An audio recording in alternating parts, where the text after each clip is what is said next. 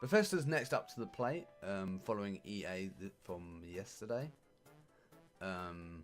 Yeah, just a really good conference overall. It's only their second one, so I was quite surprised to see the quality stay level as it was last time. And it was a really good show. They had a lot of new things. They did unfortunately have a few issues, which I will go into detail later. But yeah, no, overall it was a good conference.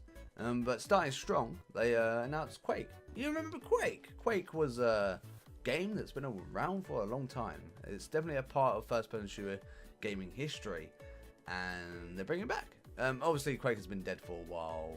Not dead per se, but like immobile for a while. Just not much news besides QuakeCon. Just QuakeCon is just everything 3D and ID and Bethesda now. So it's not really dedicated to Quake only like it originally was, but Quake's back with Quake Champions. There was a lovely CGI pre-render trailer for this, which was great. Really got the hype up for the game. They didn't really detail it too much, but it seemed like they wanted to make it more multiplayer oriented and fast paced and so on for e-sport audiences and so on. There was not really any details on whether or not it will have a single player, but again, they didn't do much details. And here's that problem I was talking about earlier. They didn't want to talk about it because they have QuakeCon coming up.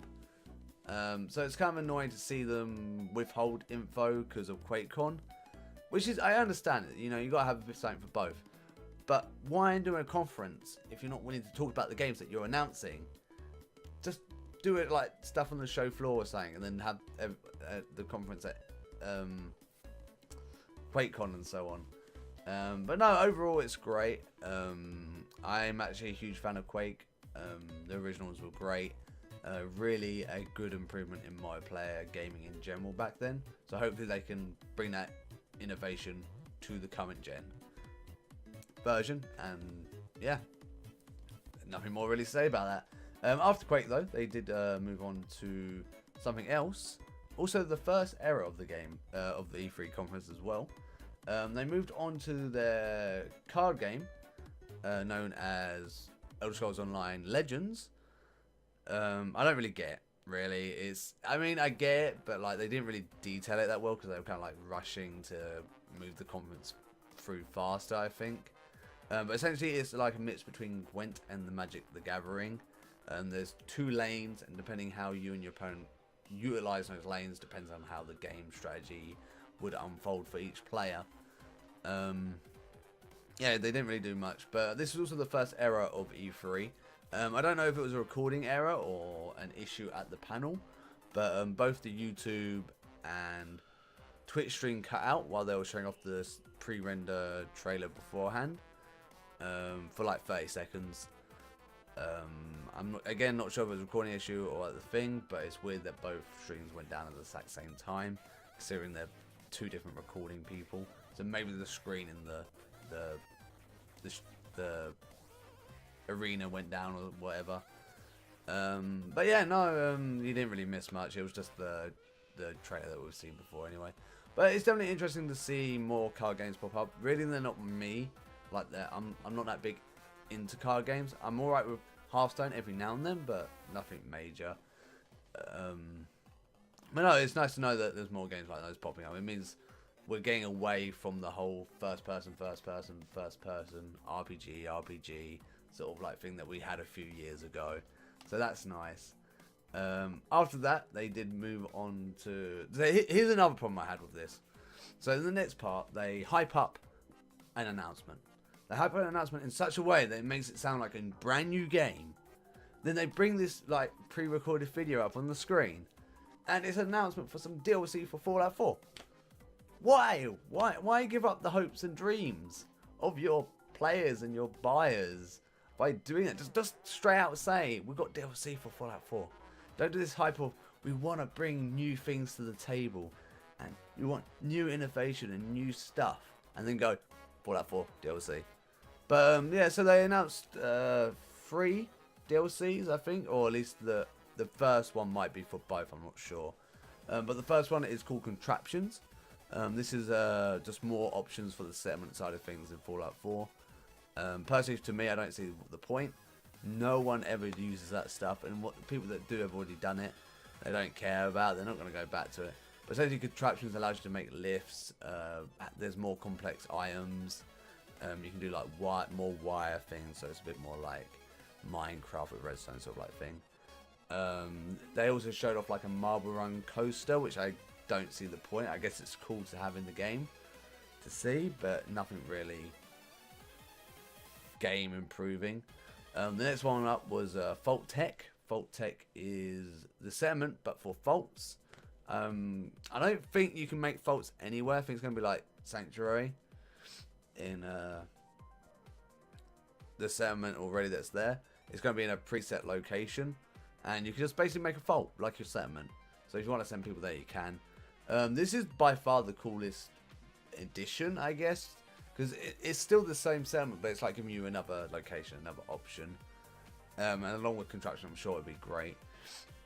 You can make a really functioning fault and so on, but I just don't. People don't use settlement in the game really, and the people that do it for like comical YouTube reasons, or they've done it just for the sake of trying out the feature, like I did on my stream. But if I ever went back to Fallout 4, which I'm sure I will at some point, I don't see myself doing settlement stuff. There's no benefit, there's no trophies, there's no achievements. There's no reason to. It doesn't really advance the story much. It gives you quests, I guess, for like the really basic things like go fetch this item, kill this dog that's nearby, and so on. But no, it's nice to know that they're still giving a lot of love and attention to games that are already out. It's just annoying that they hyped up something that sounded like a new IP when it wasn't. But no, I really enjoyed this. And then there's also one more DLC, which is more like an expansion. I don't really know what they're calling it. I just presume it's called Nuka World. But essentially there was a trailer with a flyby of like a roller coaster theme park in like the post-apocalyptic world. It looks interesting. I personally, if I was in that world, would not go on roller coasters with rusted rails, and it's basically just a death trap, really, if you think about it. Think Saw at Autumn Tower, not Autumn Towers, Fort Park sort of like thing.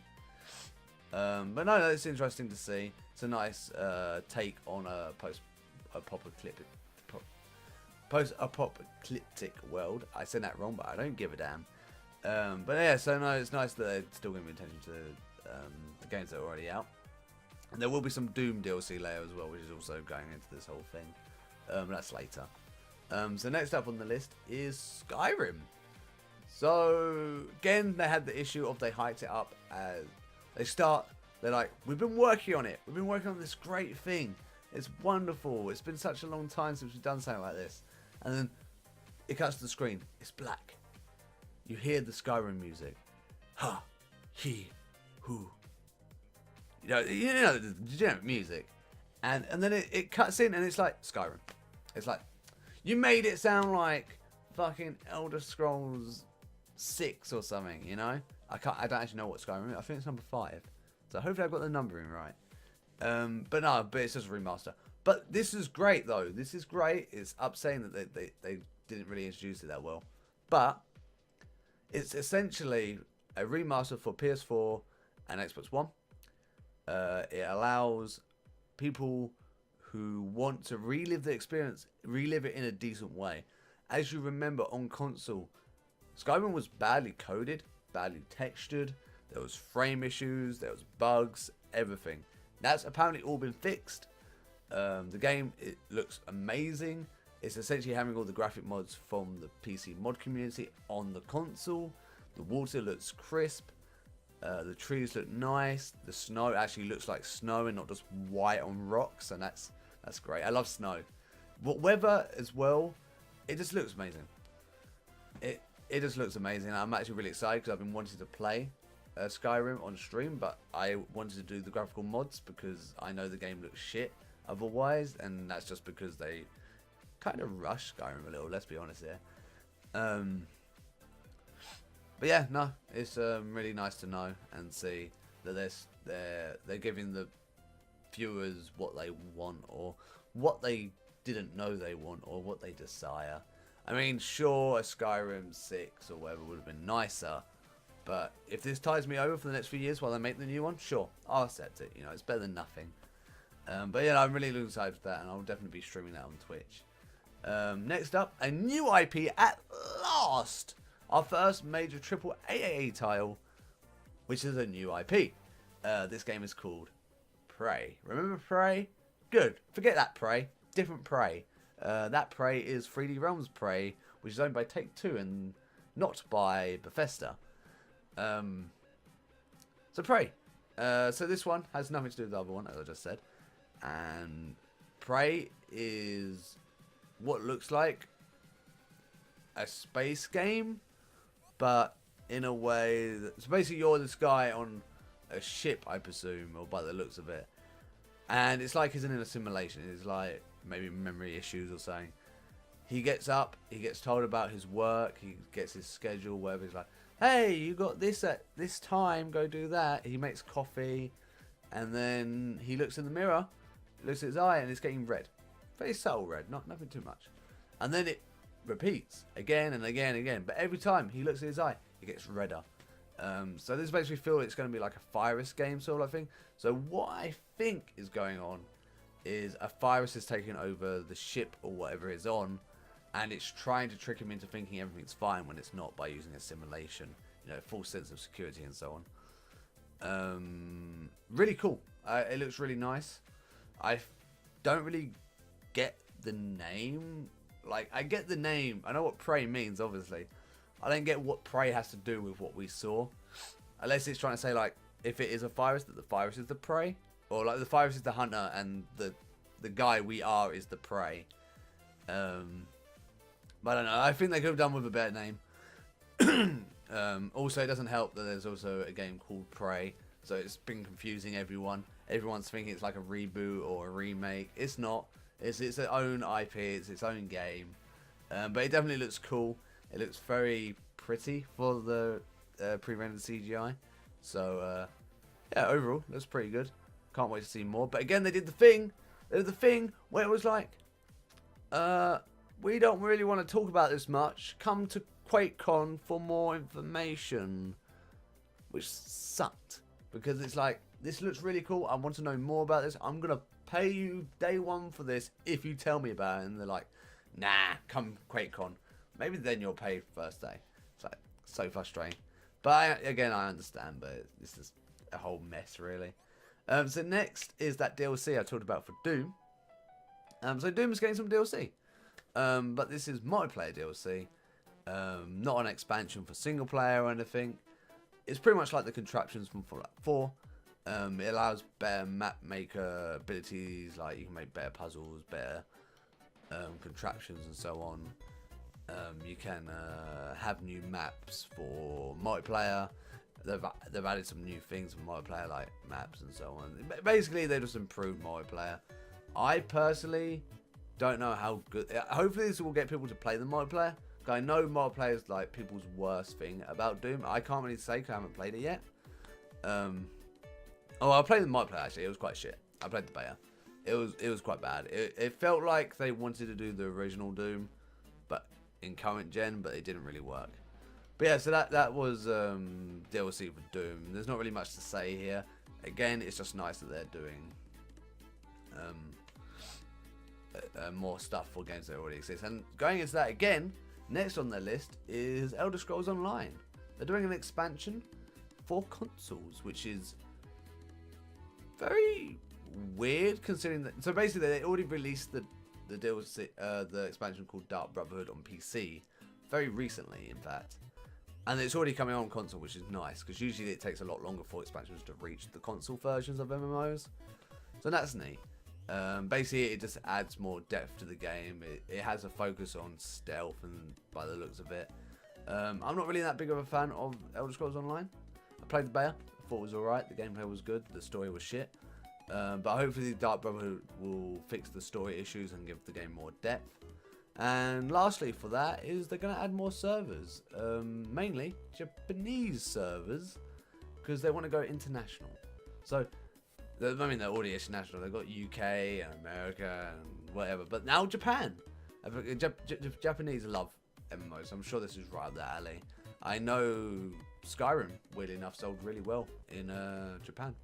So hopefully this will as well. And this just means more players on the servers, more population, means more stuff, more reason for them to add stuff in the game if it's popular and so on. But I'm sure this was great for Elder Scrolls Online fans. And it looks like they're, again, putting a lot of attention to detail into games that already exist rather than just bringing out tons of new games. Which is good. It's good to fix what needs fixing and so on. I was going to say what's broken, but the games aren't broken, it's just adding to them. After that, they did a really, really weird thing. And this is weird for me from a game designer perspective, because this is my industry. Alright, so next up, Bethesda announced Bethesda VR. Bethesda VR, at the moment, consists of Doom in VR and Fallout 4 in VR. They weren't very clear on what this means. But they made it sound like it's the whole game, and I hope it's the whole game. But as someone who designs games for a living on virtual reality, it's weird to understand how they went about this, because they would have to overhaul the whole code and the whole they basically have to overhaul the whole code to recode the game to make it work in VR. This is obviously time consuming. It would take a long time. Fallout 4, people have been saying that maybe there was going alongside Fallout 4, but Fallout 4 started development before Oculus Rift was even a thing. Like, its ID Tech 6 engine, which is what's used for Doom and Fallout 4, came out in 2012, and that was before Oculus Rift. So Oculus Rift, I think, was too unfair. So who knows? Maybe they were doing a bit side by side, or maybe they made a new engine for the VR side of things, or I don't know. But I'm curious to see, because as a dev, I'm always interested to see how other developers tackle their game issues and turn it into an advantage. And if I can benefit from how they did it to benefit my own development, great, you know. So that's kind of interesting. But another thing that might be a possibility for these is maybe it's just a small segment. They did say at one point doing the Doom, when they were describing the Doom one, that like you can come explore the underworld, or this area of the underworld or something. So it made it sound like maybe there's small segments that work in VR. So like instead of them having to overhaul the whole code, they've just done a small segment, so it's less time consuming. But who knows when that would lead though? Then maybe they will do the whole thing, or I don't know. This is all speculation until they have more information. Again, they had a thing where they had another building, and they're going to show this off. So hopefully we'll see some more during E3. But it was like, hey, we're not going to tell you much about this. We're just going to say, hey, go play it, which is great for the people there, not so much for us at home. But no, it's good to know that more people are doing virtual reality. As my industry, or as part of the industry that focuses on VR at the moment, it's quite nice to see other developers, especially the bigger ones, tackling it, because it means virtual reality gets more impressive over time, and then it gets upgraded, and we'll finally have days where it'll be like Sword Art Online, and we'll just be laying in bed like emotionless bodies, and our mind will do all the work for us.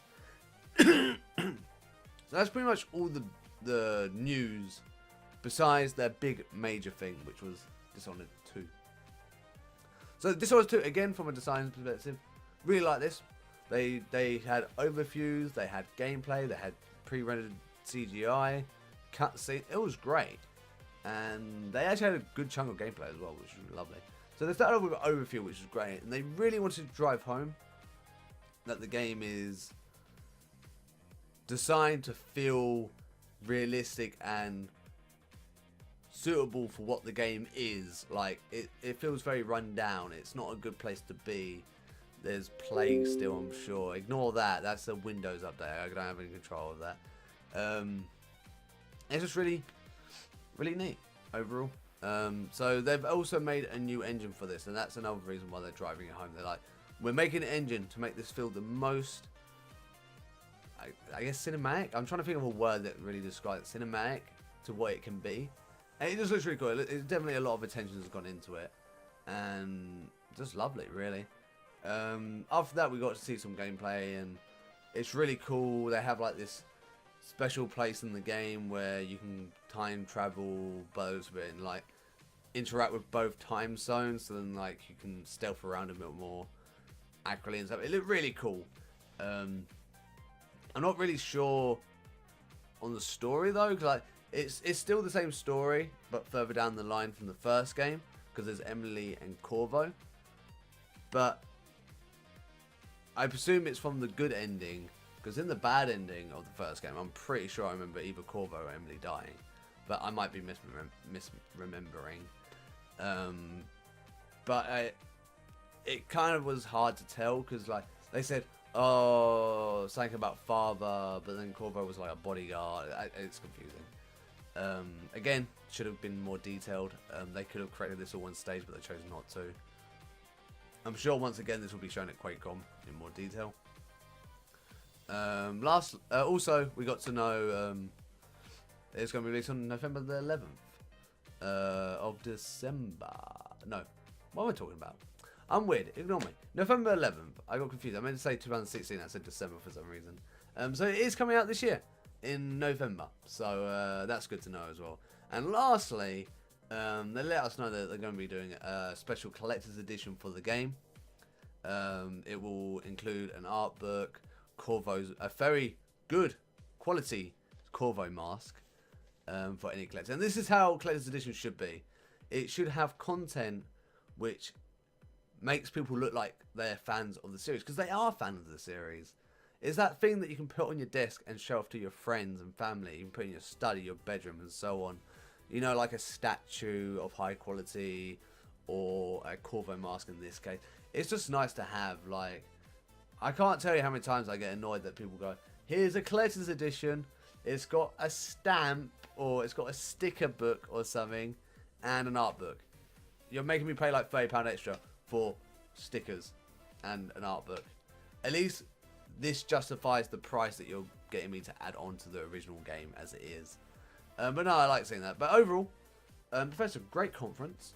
Again, only the second one, so it's good to know that they're keeping their standards high. I just wish there was more details, and I wish they just weren't afraid to reveal some things ahead of QuakeCon, because it felt like, rather than saving some things for E3 and some things for QuakeCon, it felt like they saved all the information for QuakeCon and then showed everything at E3, which is not really the way to do it. They should either pick and choose, or just don't show certain things at one and then show it at the other, because that will generate more hype. Anyway, no, it's a really good conference overall. Definitely better than EA, which was really bad. But yeah, so hopefully guys, I will catch you guys in my other videos. Obviously we've got Microsoft, Ubisoft and Sony later. And yeah, we're just going to enjoy those. We're going to enjoy those together in my next review / opinions video. But I've been RamuneGaming, guys. I'll catch you guys later today with one more video, and then I think the rest will be tomorrow. So take care, guys.